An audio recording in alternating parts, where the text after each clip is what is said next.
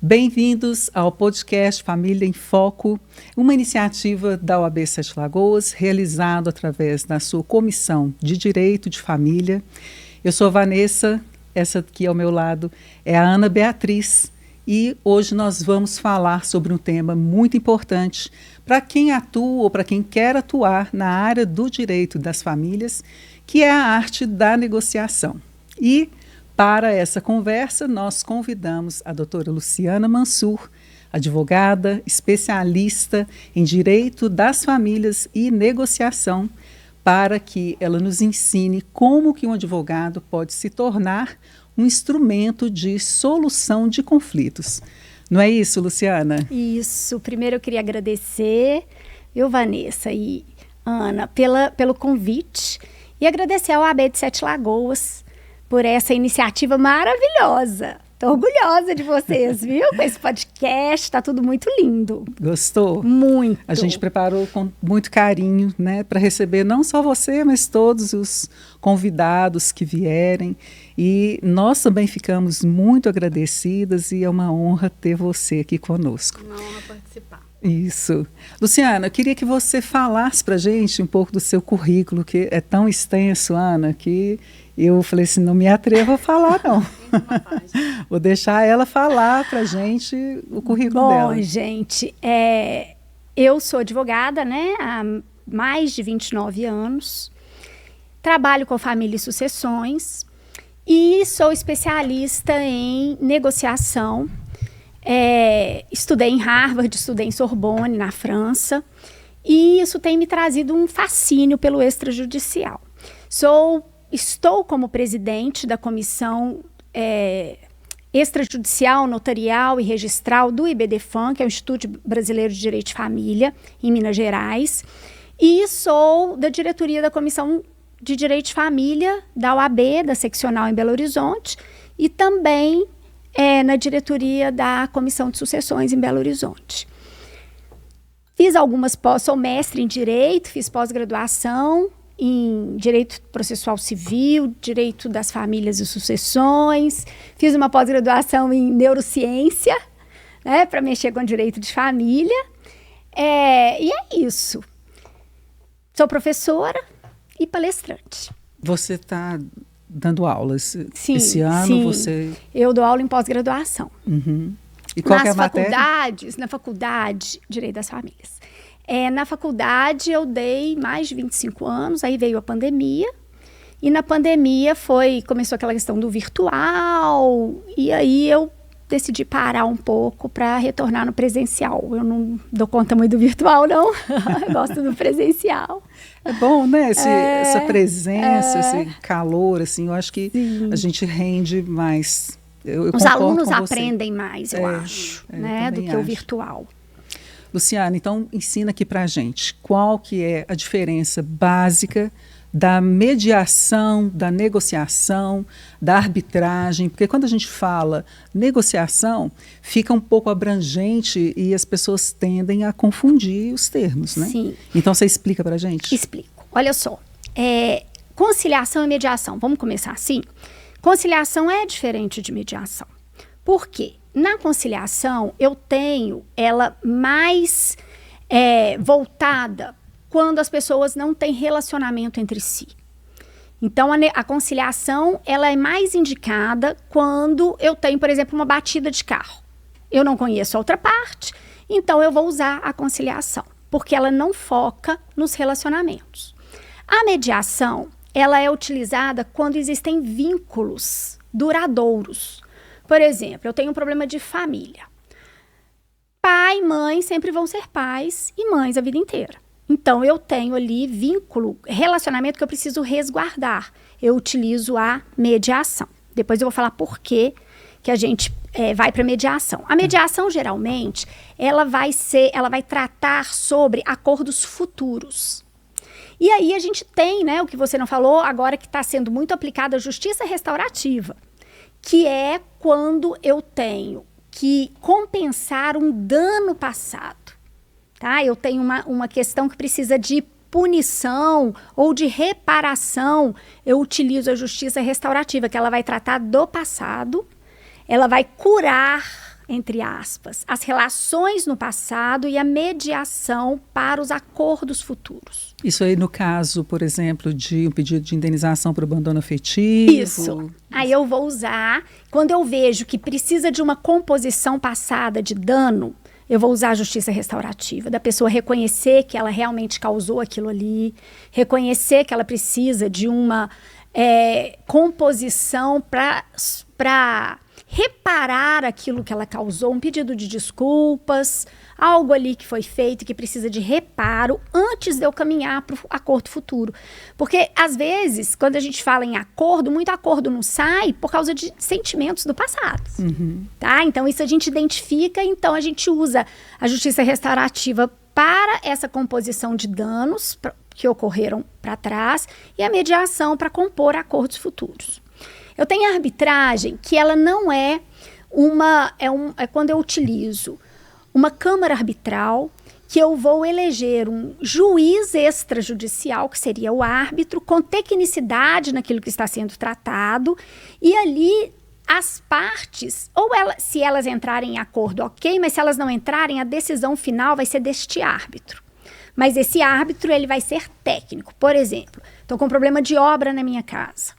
Eu preciso de saber se foi o engenheiro ou se não foi o engenheiro que causou aquele dano naquela piscina. Então, o juiz não é engenheiro. Então, eu vou recorrer à Câmara Arbitral e vou eleger, junto com a outra parte, um árbitro de confiança das duas partes, que possa falar o que eventualmente ocorreu ali, se foi problema de solo, se foi imperícia de engenheiro, para poder resolver aquela questão ali. Mas se as partes não chegam a um acordo, o árbitro dá a decisão final baseada em tecnicidade, perícia, tecnicidade que é a profissão dele, e as partes são obrigadas a cumprir. Então, não é uma autocomposição, certo? Sim. E aí a gente tem a negociação, que é muito pouco tratada no Brasil. O Brasil não trata de negociação. O Brasil faz ele entende mais ou menos, as pessoas confundem que eu tenho a mediação como uma negociação, e não é verdade. Porque quando a gente pensa na figura do conciliador e do mediador, o conciliador, ele pode dar umas sugestões, o mediador não. Quanto mais isento o mediador for naquilo ali, naquela composição que ele está... ele só facilita o diálogo entre as partes. E ele facilita trazendo para as partes, para que elas mesmas entendam os interesses, o que vale a pena, o que não vale, que o acordo seja construído de acordo com o querer delas. Sem interferência. Sem interferência. A gente costuma dizer, eu fiz um curso agora com a professora Michelle, ela até veio aqui... Ela deu um curso para a gente lá em Paris. Ela veio, o Tribunal de Justiça trouxe para um congresso internacional, e ela bate muito na tecla de que mediação não é nada daquilo que estamos fazendo aqui. Por quê? Porque o mediador, ele tem que ser neutro. Quanto menos ele opinar, ele não pode opinar. Quanto menos ele agir ali na construção daquele acordo, melhor ele é. Porque ele tem que só conduzir, fazer perguntas abertas, ele vai conduzir as partes a sair de uma posição de eu quero para um interesse, o que eu quero verdadeiramente, como vai ser a melhor forma de construir isso. Já a negociação não é assim. A negociação é quando eu estou negociando com outra parte, eu tenho um posicionamento, por exemplo, a gente pode falar que as duas partes estão negociando. Elas são negociadoras, mas o mediador não. O mediador não é um negociador. E quando a gente fala em negociação, num contexto entre advogados, o advogado acha que o mediador é um negociador. Ele sim tem que saber as técnicas de negociação. Por quê? Porque ele vai entender como as partes estão negociando. Mas ele não é um negociador. Ele nem pode ser. Você acha, Luciana, que o advogado que ele conhece essas técnicas e as utiliza, ele leva vantagem na hora de uma composição? O que você acha? Totalmente. Por quê? O que a gente aprende sobre negociação? Que você tem que ser melhor negociador do que você... Melhor em negociação do que naquilo que você realmente faz. Por exemplo, eu tenho que ser melhor negociadora do que em saber leis de família. Ela vem primeiro, antes da técnica, antes né? da técnica, antes de eu ser uma excelente advogada, eu tenho que ser uma excelente negociadora. Sim. Por quê? Porque a negociação é técnica. E o entendimento que as pessoas têm de negociação é que eu vou negociar uma bolsa ali. É uma barganha. E aí, todo mundo negocia, então ninguém quer saber. Eu sei negociar, você sabe negociar. Você não negocia com seu filho, você também não sabe. Todo mundo negocia o dia inteiro. Então, para que eu vou estudar negociação? Se eu sei negociar, se é só eu falar o que eu quero, ele quer falar, eu puxo para cá, tá errado, isso não é negociação. A negociação técnica, ela depende de princípios éticos, de regras, e ela é focada no ganha-ganha. Ô, Luciane, como que você acha que essas técnicas da negociação, né, como que essa negociação, ela diminui a judicialização de processos? Então, o que acontece? Toda a extrajudicial, toda a composição extrajudicial beneficia a diminuição dos processos. Agora, isso eu falo, mas eu falo com uma ressalva. Por quê? Porque se você faz algo extrajudicial, como uma mediação, uma conciliação, a hora que você fecha o acordo, se você não tiver técnica, esse acordo vai fazer com que a justiça entre na situação. Por quê? Se eu fecho um acordo impositivo para uma outra parte, não, vamos fechar, e a gente fecha. Tem uma insatisfação que eu depois crio uma judicializa. insatisfação ou eu ganhei algo que eu sei que você perdeu, que vai parar na justiça depois. Uhum. Então ele não vai. Não é porque os acordos, se conseguir acordo fora da justiça, vai diminuir. Não, não vai. Os advogados têm que estar preparados para o extrajudicial para que todos os acordos sejam fechados da forma certa e aí entra a negociação. Né? Por quê? Porque um ponto da negociação é o acordo ser verificável. E os advogados esquecem de que o acordo tem que ser cumprido. Vamos fechar o acordo aqui, está fechado. Mas ele tem que ser verificável. Eu tenho que fazer a verificação do acordo antes de fechar esse acordo. Para ter uma efetividade. Para ter uma efetividade. Te pergunto uma coisa, e em termos de negociação? Você falou que primeiro temos que ser bons negociadores, né? E depois bons advogados. Mas para o direito de família, essa negociação tem requisitos e técnicas específicas ou as técnicas de negociação são gerais para o direito e podem ser aplicadas em outras áreas? Elas são gerais. Negociar é negociar, sabe? Aí a gente vai falar o seguinte, a gente vai negociar direitos que são disponíveis. O indisponível, eu não tenho como, né? Eu tenho como negociar desde que eu não cause prejuízo. Aí eu tenho que negociar, por exemplo, como que eu negocio alimentos para os filhos? Certo? Uhum. Eu não posso dispor dos alimentos, mas eu posso negociar o valor. Sim. Então é isso, a negociação se faz sobre o valor e não sobre ter ou não ter os alimentos para as crianças. Eu tenho que ter, não tem jeito. Entende? Então, o que acontece? As técnicas são as mesmas. Tanto é que as regras, quem primeiro falou em negociação, quem primeiro fez um produto negociação de uma forma estudada, embasada, científica, foi em Harvard. Foi lá que eles fizeram. Então, o método que eles ensinam é um método replicável. Qual que é o benefício desse método? Ele é checado. Se você passar por todas as etapas que você precisa passar, a chance de você fechar um acordo é altíssima. Tem chance de não fechar? Todo acordo tem chance de não fechar. Principalmente quando você vê que está causando prejuízo, é você que não vai fechar por um princípio ético. Entende? Quando você vê que fechou, mas não é verificável, não posso fechar por um princípio ético. Essa é a negociação ética que a gente chama. É a negociação de qualidade. Então, uma vez que você aprende as técnicas, como fazer aquilo ali da forma correta, não tem como você não conduzir, pelo menos, a um acordo parcial. Entende? Ô, Luciane, a gente está falando aqui muito de técnica, estou vendo você falando aí de técnica. A gente ainda não especificou, né? Mas eu queria que você falasse quais técnicas que você acha assim, indispensável no momento de negociação de um conflito familiar. Tá. Algumas, aí a gente pode até falar o seguinte, olha, essas que eu acho indispensáveis, elas são indispensáveis para a nossa vida, tá? é uma coisa indispensável para a nossa vida. Você fala na área do direito? De ou qualquer pessoa, para você dentro da sua casa. Se você soubesse usar essas técnicas, se você soubesse fazer isso com essas técnicas, com certeza você não teria tanto conflito dentro de casa. Na vida, né? Na vida. A primeira é, o que é? Então vamos lá, só para eu puxar um gancho aqui. O que é negociar? É transigir entre interesses e o que você falou, o resultado no ganha-ganha, né? Com um resultado que todo mundo consiga ficar minimamente satisfeito. Eu acho que negociar é você tentar encontrar um ponto de equilíbrio, assim, da satisfação de um ou de outro. Isso é consequência. Isso é consequência? Vocês me deram consequência. Qual é a consequência? Eu vou fazer.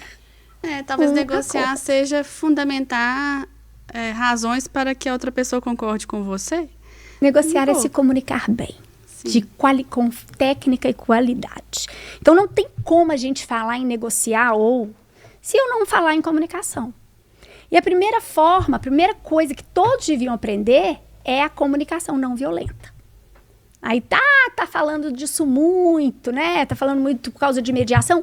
Não é por causa da mediação, é porque para que eu não tenha tantos conflitos, tantos problemas, eu preciso de me comunicar da forma certa. Então, aí a gente pega uma técnica lá, que é a técnica da comunicação não violenta. Essa seria uma. A outra técnica, e é técnica, tá, gente? Se vocês quiserem até dar um exemplo, tá? Por favor. Pode dar. Então, olha só. Como que você fala uma coisa? Você chega para uma pessoa e fala assim, Vanessa, você chegou atrasada. Você tinha que ter chegado mais cedo. Você não sabia que o nosso horário era 3h da tarde? Certo? Eu já errei. Por quê? Porque na comunicação não violenta, eu nunca uso você. Eu sempre chamo pra mim. Eu falo assim, Vanessa, eu falo o fato. Vanessa, você, né? Você chegou fora do horário. Isso é um fato, não é? Eu trago pra mim. Eu me senti chateada com isso. Eu exponho o meu sentimento com fato. Não estou falando que ela me chateou, você me desrespeitou. Eu vou trazer para mim, eu me sinto chateada com isso. Aí eu jogo a minha necessidade.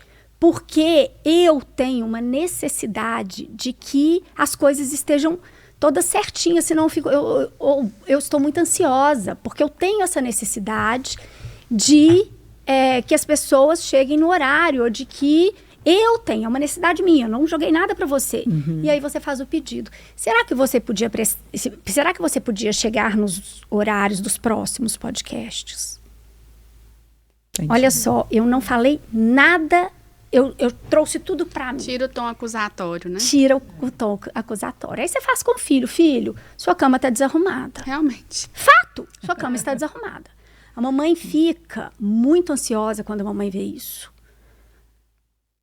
Sentimento. Necessidade. Eu preciso, filho, que a casa esteja arrumada. Pedido. Será que da próxima vez, amanhã, você pode arrumar antes de ir pra escola? Ô, filho... Pelo amor de Deus, olha a sua cama aí, ó. Aqui, você é bagunceiro demais. Né? Você deixou a cama desarrumada, vai lá e arruma. Eu teria menos choque se eu soubesse me comunicar da forma certa. E a técnica é, eu falo o fato, eu falo o que eu sinto, sentimento, eu coloco a minha necessidade e eu faço pedido claro. Qualquer coisa. Qualquer conversa difícil, qualquer coisa, você usando a técnica... Fato, sentimento, necessidade, pedido. Faz todo sentido, realmente. Então, a base é isso. Fato, sentimento, necessidade e pedido. Claro, pedido, claro. Você poderia... Se a pessoa souber o mínimo que ela souber, se ela souber isso, ela consegue, então, fazer uma negociação mais eficaz. Na sua vida hoje. E no direito hoje. de família também, isso é muito interessante, porque a ofensa fecha a porta, né? Já existe um sentimento, já existe envolvimento, a ofensa fecha uma porta. O pai que vai pegar a criança atrasou. Você é um irresponsável, você atrasou, ela tá aqui arrumando. Fulano, desde 5h da tarde, fulana tá aqui te esperando. Fato. Eu fico muito chateada quando isso acontece. Por quê?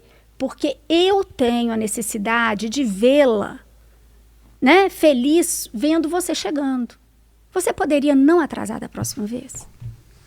Ela gosta muito da sua presença, você já abre né? É a primeira comunicação. Positivo. Outra técnica que você deveria usar é a inversão de papéis. Como O que é a inversão de Luciana? papéis? Dá um exemplo para Então, gente. vamos dar. Vamos, se precisar, a gente até atua aqui para você, tá? Tá. Existe um casal, certo? Certo. O cliente chega no seu escritório e fala, não, porque fulano de tal... Vamos pensar numa situação que não vai gerar uma polêmica com feminismo e essas coisas. Fulano de tal, toda vez que vai sair... Eu vou te dar um exemplo. Ó, eu estou com um exemplo. caso seguinte, está até bem problemático isso. O casal se divorciou e o homem, por questões deles lá, a mulher saiu de casa com os filhos, alugou uma casa e está morando na casa. O homem ficou na casa. E aí eu juizei a ação agora de arbitramento de aluguel, porque ele está usando a casa sozinho. Claro que você tentou um acordo antes. Aí não, porque não teve como. Aí agora eu estou querendo aprender que nós vamos ter audiência, hein? Uai. E aí, ele não quer abrir mão da casa e ela está passando aperto, porque ela paga aluguel para morar com os filhos, ela tem direito, né? Então, como que ela poderia chegar na audiência e lidar com essa, vamos com essa pensar uma recusa dele em sair que da ele casa? vira e fala assim, eu não vou sair de casa porque eu que construí isso aqui. Então, é ela que tem que sair de casa. Certo? Certo. Tá. Ela tá saindo com os 2 filhos. Vamos supor essa situação. Na conversa, você inverte papel. Você fala assim, deixa eu te falar. Ela quis sair de casa? Não, ela que quis sair. Ela que quis sair de casa. Vamos supor. Ela que quis sair de casa. Tá. Por que ela quis sair? Como que ela saiu? Que é uma técnica de fazer perguntas abertas. Não é sim, não. Perguntas fechadas. Ela saiu de manhã ou de tarde? De noite? Não. Perguntas abertas, você traz o interesse para a mesa. Como que ela saiu de casa? Quando, né, isso iniciou a vontade dela de sair de casa? Porque aí a pessoa vai colocando ali algo que veio de responsabilidade também dele, porque a responsabilidade é de ambos. Aí, chega se você fosse ela, você ficaria em casa? Você teria saído de casa? É difícil, né, Ana? Se você estivesse no lugar dela, com 2 filhos, e tarará, né? Seria mais fácil para você sair de casa levando os filhos ou ficar na situação em que se encontrava? Luciana, você inverte os papéis, por quê? Porque aí a pessoa ela vai ficar... Por exemplo, o homem agressor. Se você estivesse na situação dela, você sairia de casa levando seus filhos? Ou você saiu de casa? Porque tem homem que fala, não, ela saiu levando os meus filhos, ela que vai pagar. Porque se ela saísse, tudo bem, mas deixasse os meninos. Mas se é um homem agressor, você sairia levando os seus filhos ou você deixaria os seus filhos? Luciana, eu acho assim muito bacana. A técnica a gente tem que aprender mesmo, mas eu acho que nós, estou falando até o geral, estou me incluindo nesse montante aí, a gente tem que aprender muito ainda, né? Porque essas partir do perguntas básico que eu estou falando para você, a gente não faz no seco. Não. Então, tem a técnica do rapport. Mas tem cursos, Luciana, de negociação? Tem, mas assim, é tão pouco difundido, porque Sim. as pessoas falam, não, eu já sei negociar. E na realidade, negociar, gente, não é barganha. Não é chegar para você e falar assim, eu quero te tirar o máximo que eu conseguir. E você do lado daí falando, eu quero dar o mínimo que eu consegui. Isso não é negociação, isso é barganha. Entendeu? A primeira negociação que a gente faz é com o cliente. É a primeira. De fazer com que aquele cliente tope o acordo. Não é? Sim, Porque chega, eu quero entrar com a ação, eu quero fazer isso. Então, é a primeira negociação. Aí você tem a questão da empatia, você tem que fazer com que ele confie em você, naquilo que você tem, total destreza para indicar a melhor forma. Eu já chego no escritório, né? Tudo, Vanessa. O escritório hoje ele tem que ser um lugar de aconchego. Não adianta você arrumar o seu escritório, direito de família, tá, gente? Um luxo, e um escritório escuro, cinza, preto, e um escritório que não tenha um aconchego. Não, você hoje... Né? O impessoal está muito tem em alta. que ter um sofá, um tapete, um lencinho, um suquinho, um suco né? de uva, né? Que vocês viram a pesquisa do suco de uva. Disso. Ele tem uma substância que ele faz com que a pessoa esteja mais propensa a um acordo, uma bala. Por quê? Eu falei que eu fiz neurociência, gente, a gente tem que, sabe... estudar mesmo para saber as técnicas, não é de enganar, mas é de facilitar. Por quê? Porque o acordo é feito por eles. E nesse aspecto, até no direito de família, eu falo que muitas vezes o maior fator dificultador do acordo é porque, enquanto existe o conflito, o vínculo se mantém. Muitas vezes, alguma das partes não quer encerrar aquele vínculo. Mas com as perguntas abertas, você consegue chegar nisso. Então, a técnica entra aí, porque para você conseguir incutir na cabeça do cliente, né, de que precisa-se fazer uma negociação, chegar a uma solução daquele conflito, né, e desprender isso do vínculo, realmente, eu acho que a técnica é o que pode trazer uma solução mais e a condução, palpável. né, Ana, porque... Você chega e você não chega... Oi, prazer, tudo bem? Meu nome é Luciana, faz favor. Não. Você chega acolhendo, tudo bem, vem cá, você é muito bem-vindo. Vamos sentar. Essa é a humanização, né? Aquela advocacia humanizada que tanto se fala. Me conta, escutativa, gente. Advogado que não sabe escutar, não sabe nada. Eu acho que a maior dificuldade para quem tem a dificuldade de atuar em direito de família é essa questão que você falou. Você fez até especialização em neurociência, muito interessante, porque o aspecto psicológico pesa muito. Né? Eu costumo falar que o direito de família, das famílias, ele é um coração do direito. A pessoa que não tem paciência para ouvir, não é que ela não serve, ela tem que ter. Não adianta. A pessoa, não tem... nossa, eu não aguento, eu já estou cheio de problema, eu vou ter mais problema. Então não vá para o direito de família, vai para o tributário, que é mais frio, né? Sim. Vai para o empresarial, que você está tratando com a pessoa jurídica. Mas quando você vai tratar de família, gente, olha, eu falo muito, advogados familiaristas, não dá mais para trabalhar querendo ganhar. Quando chega um cliente no seu escritório, você recebe um ambiente familiar. Você recebe o pai, a mãe, os meninos. Não é só aquele homem que está entrando, aquela mulher que está entrando. Você recebe a família ali. E você não pode se posicionar, eu quero acabar, eu quero tirar isso, eu quero fraudar aqui. Nesse sentido, você é o especialista, você não obedece seu cliente. É você que naquele momento de fragilidade dele, vai passar para ele qual é a melhor opção para ele naquele momento. Não é ele que vai mandar você fazer. Trazer clareza para a solução, né? Exatamente. E eu sempre falo, olha, eu entrego um papel, né? Eu falo assim, eu já começo a minha consulta, olha, você sabe que isso passa, tudo passa na vida, e que se a decisão é pela separação, pessoas inteligentes se separam de formas inteligentes. É a primeira, porque aí ele... E o que é uma forma inteligente? Aí eu começo a falar, olha, eu trago para o ônus do processo, o processo é isso, o processo custa isso, custa a sua saúde, custa tanto tempo, custa isso. Escreve para mim, daqui a 5 anos, como que sua vida vai... Você pensa, imagina como que sua vida vai estar daqui a 5 anos. Eu costumo falar também, se vocês não resolverem, um terceiro estranho vai resolver para vocês. Como e isso com pode que ser uma ele solução sabe, melhor? não com o que vocês sabem. E muitas das vezes também a gente não tem que pensar só ali com aquele problema que o seu cliente trouxe, mas você tem que abrir a mente para o que o outro também vai dizer.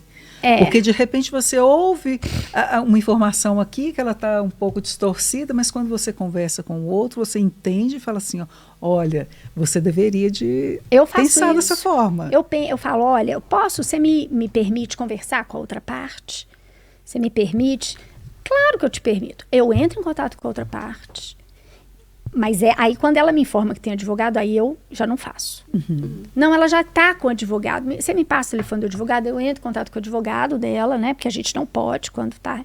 Agora é difícil, né, Luciana? Quando você conhece as técnicas de negociação e você liga para um colega que não entende nada e quer resolver as coisas ali na raça, do jeito antigo. Gente, tem colega que a gente liga e fala assim, olha, doutora, o meu negócio com a doutora é só nos tribunais. Gente, eu falo, senhor, Eu falo, doutor, nós não somos parte no processo, não.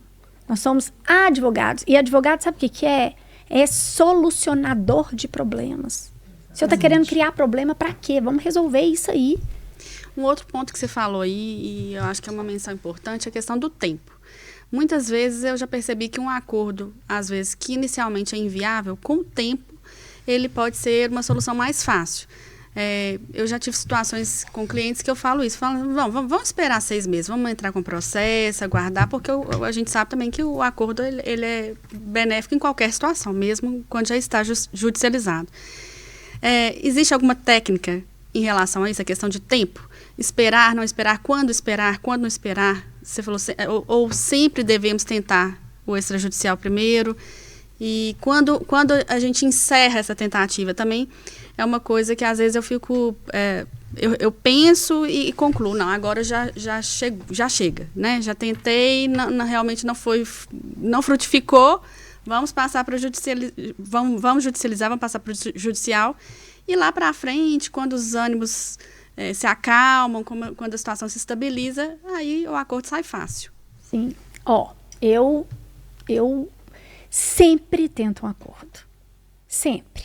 Eu só não tento um acordo, por exemplo, quando tem uma disputa de guarda, com medida preventiva, sabe? Liminar, com afastamento, e aí não tem condição de você tentar o acordo naquele momento. E eu preciso prevenir ou resguardar algum direito. Especialmente menor, né?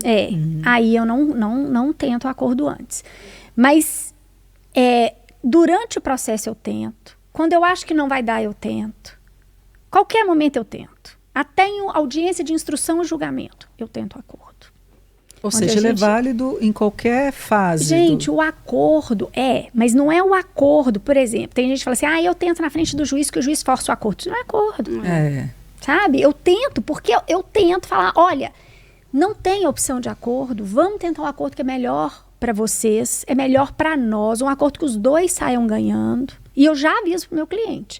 Eu já falo, olha, o acordo que a gente vai fazer é um acordo ético, é um acordo onde as duas partes vão sair ganhando. E aí, o pulo do gato, né, que eu falo, é buscar o interesse comum das partes. Porque sempre tem. Elas estão brigando ali nos interesses divergentes, mas sempre tem. Por exemplo, qual o interesse comum desse casal que quer, o homem quer que a criança more com ele, a mulher quer que a criança more com ela e nenhum abre mão disso? O interesse comum é o filho. Então, quando a gente sai das posições eu quero e vai para o filho, o melhor para o filho, a melhor logística para o filho, como ele vai se sentir melhor, eu saio dessas posições e você chega no acordo no interesse. Entendeu? Então, isso é técnica também. É sair das posições e entrar para os interesses. Luciana, então, olha, estou aqui pensando, né? Tudo que a gente conversou, a gente também comete os nossos erros na hora de fazer essa negociação. Mas tem um limite ético também para isso, né? Para tanto. Qual que você acha que é o limite ético que o advogado pode atingir para o erro não ser tão grotesco? Olha, eu fico pensando o seguinte, você tem que pensar, eu estou dando prejuízo para outra parte? Entendeu? Eu estou causando um mal para as crianças? Entendeu? É pensar, a primeira coisa que eu penso é nos vulneráveis daquele conflito. E quando o cliente chega, eu já falo com ele, olha, você é meu cliente, mas o nosso foco não é você. O nosso foco são as crianças, que também é o foco dele. Então, eu já pego e já mudo a posição para o interesse dele, que é as crianças. Então, a gente vai pensar em proteger as crianças. A gente vai pensar no bem-estar das crianças, porque vocês são adultos, vocês escolheram, e agora vocês, e não elas, têm que pagar o pato das escolhas que vocês fizeram, concorda? Sim. Então, tudo que a gente for fazer, nós vamos pensar nas crianças. Aí chega num ponto, não, mas eu não quero dar isso para fulana de tal. Isso aqui eu posso até dar, mas é muito. Mas peraí, vamos para as crianças? Isso dá para pagar o quê para as crianças? Aí a gente vai deslocando para aquele ponto do interesse dele, comum, que não pode deixar de ter, para poder fechar um acordo mais ético.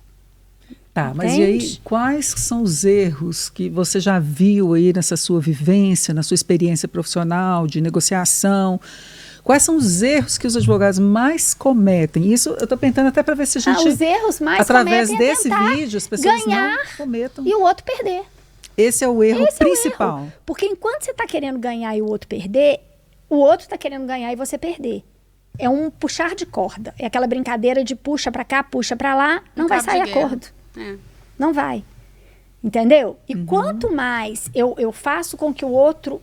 Então, eu tenho que estabelecer, porque o que acontece? Na negociação, você estabelece tem uma técnica que é você conhecer a BATNA, que é o que a gente chama, que é a melhor alternativa para o não acordo firmado. Qual é a sua melhor alternativa? Se a gente não fechar esse acordo aqui, qual é a sua pior alternativa? O que vai acontecer? É ruim, mas é a melhor. O que vai acontecer? Então, eu tenho ali o script do que, se eu não fechar o acordo, vai acontecer isso, certo? Tá. Então, nós temos que diminuir o prejuízo nisso aqui. O máximo que eu diminuir o prejuízo nisso aqui, já tá bom para você. E com isso, né, Luciana, a negociação, ela tem um caráter também transformativo na vida das pessoas, você concorda? Gente, não tem negociação que não tenha tido um benefício. Eu falo isso até para mediação. Não, eu sou mediadora, fiz o meu curso todo no Tribunal de Justiça. Não tem, por mais que a mediação, uma das consequências da mediação é fechar um acordo. Não tem mediação que não seja válida. Por quê? Porque na construção da mediação, vários problemas emocionais das pessoas já foram resolvidos ali. Entende? Emergem da situação, né? E outra coisa, a consciência dela do fato ocorrido muda. Porque uma das técnicas de mediação são as perguntas abertas. É trazer a autorresponsabilidade de cada um. É chegar, eu não quero, porque eu não quero, porque eu não... Mas por que você não? Porque lá naquele dia lá, você descobriu a raiz. Não é aqui, foi lá. E foi aquele acontecido. E se ela te pedir desculpa por aquele... tá tudo bem pra mim. Já resolve o problema.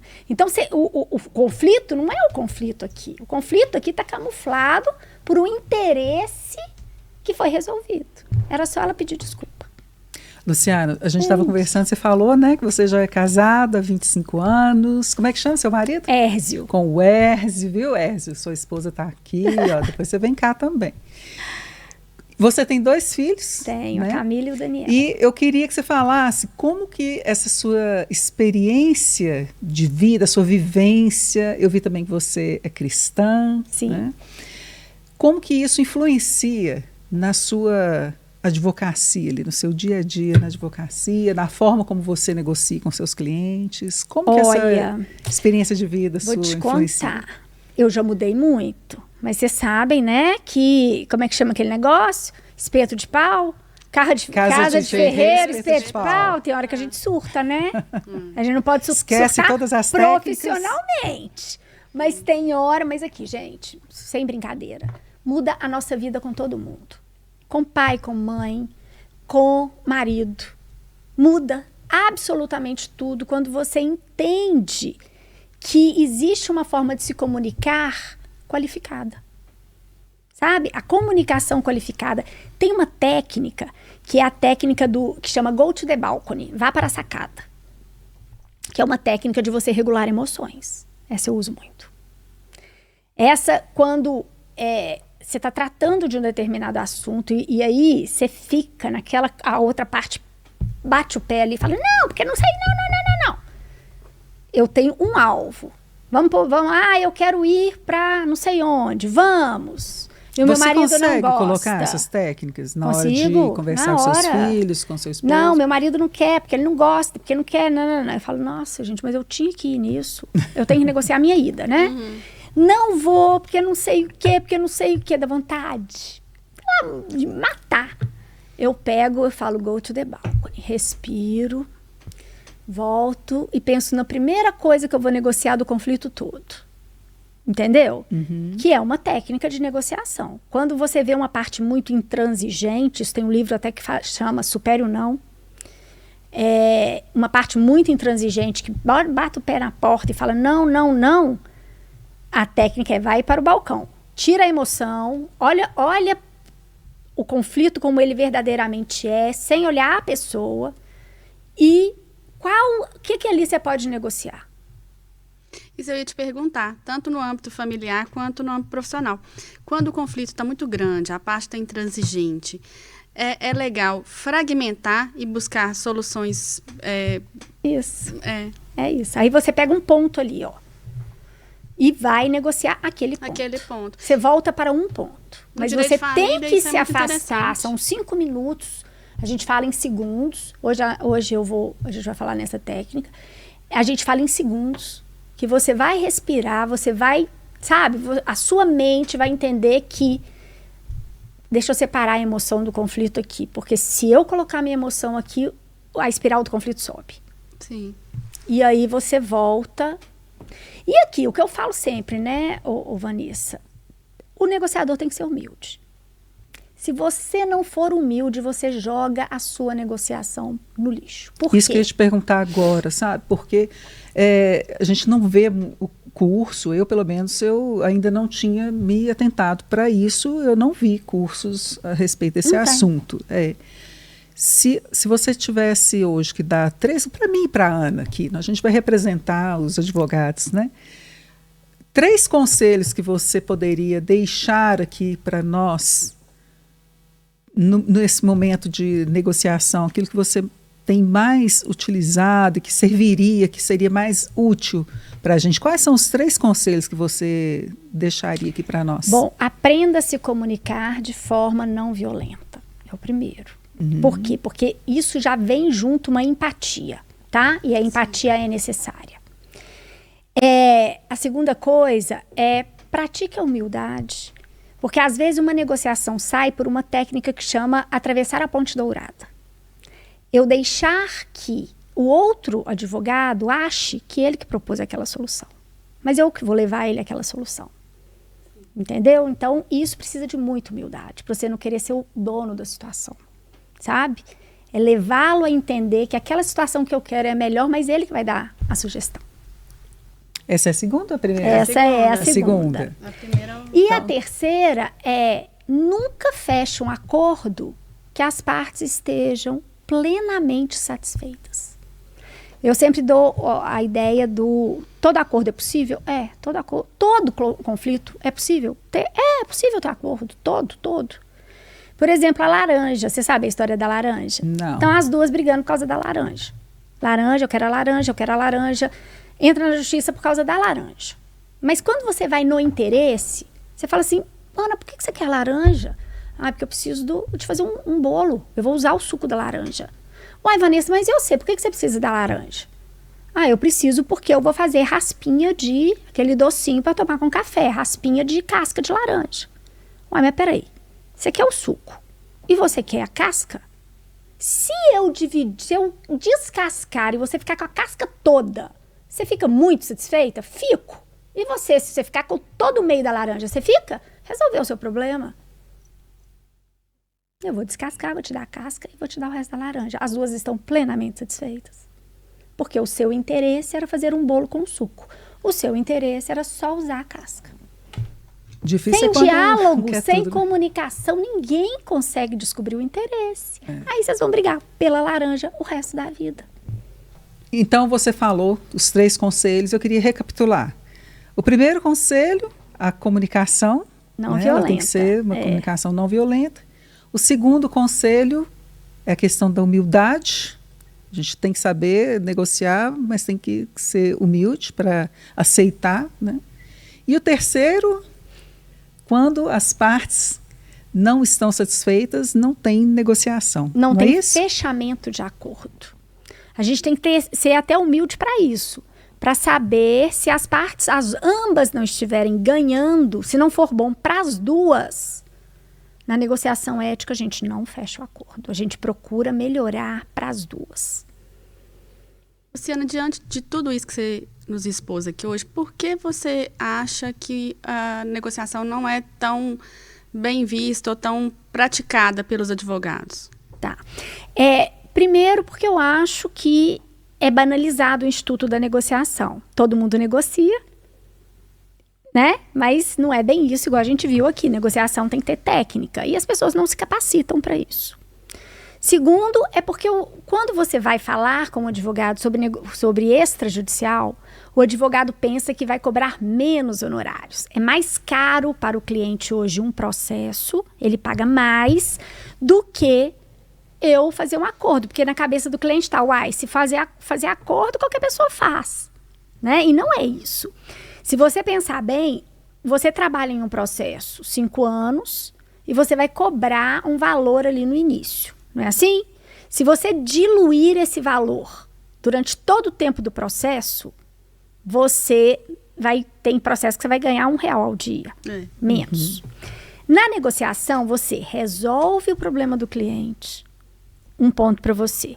Você pode até cobrar menos, que eu não concordo. Eu acho que o preço para negociação, porque tem muita capacitação, vai ser um preço... Aliás, gente, os maiores salários hoje são pagos para negociadores de grandes empresas. Não acha negociador. Então, eles podem se cobrar uma coisa boa, um valor bom. E você resolve, você não fica 10, 5, 6, 7 anos. Você resolve, vem outro cliente, bora resolver outra coisa. Então, se você for diluir... E diminui os custos também, né? Com a não judicialização. Claro, diminui. Se você colocar no papel, você vai preferir negociação. E os advogados não pensam nisso. Eles acham que é pouco valorizado. A negociação sem técnica é pouco valorizada. Então, o que o advogado tem que fazer? Se capacitar, ler sobre negociação, buscar as técnicas, buscar os cursos, fazer para ser melhor negociador do que advogado.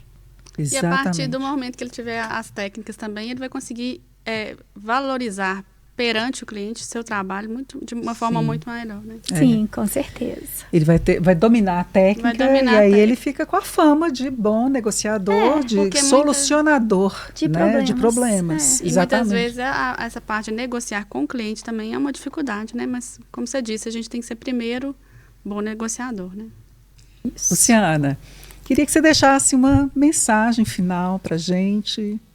O que você gostaria de falar? Estudem negociação. É o futuro, gente. É o futuro. E o que eu gostaria de falar é o seguinte. Quando a gente advoga para a família, a gente tem que entender que o advogado familiarista ele não pode piorar a situação daquele ambiente familiar depois que você entra. Você não pode. Você, como advogado familiarista, você tem que melhorar o ambiente familiar. Isso não se consegue dentro de um processo judicial. Então, a gente tem que mudar um paradigma nosso. Eu sou advogado familiarista, eu tenho que preservar aquilo, preservar a família. Eu não posso ir contra a família. E para preservar a família, eu tenho que tentar a solução através do acordo. Porque o acordo, ele só é fechado quando tem consenso. Aí, eu estou realmente trabalhando como advogado familiarista. É isso, essa mudança de paradigma aí. Luciana, muito obrigada. Eu que agradeço. Obrigada por esse conhecimento, né, que você passou aqui para a gente. Obrigada por você ter disposto aí o seu tempo, vindo aqui em Sete Lagoas para a gente ter esse bate-papo. Foi muito bom ter você aqui. Volte mais vezes. Voltarei, viu? gente. Tenho certeza você é sempre bem-vinda. Despertou interesse aí muita gente em conhecer um pouquinho mais da técnica, né? Quem sabe a gente não monta um curso, hein, Luciana, para trazer vamos montar. Já estou animada. Então. Pois é, gente. Então, você que acompanhou até aqui, continue conectado conosco, siga o perfil da Comissão de Direito de Família no Instagram e também a OAB Sete Lagoas. Acompanhe no YouTube e ouça os nossos episódios no Spotify. Até mais.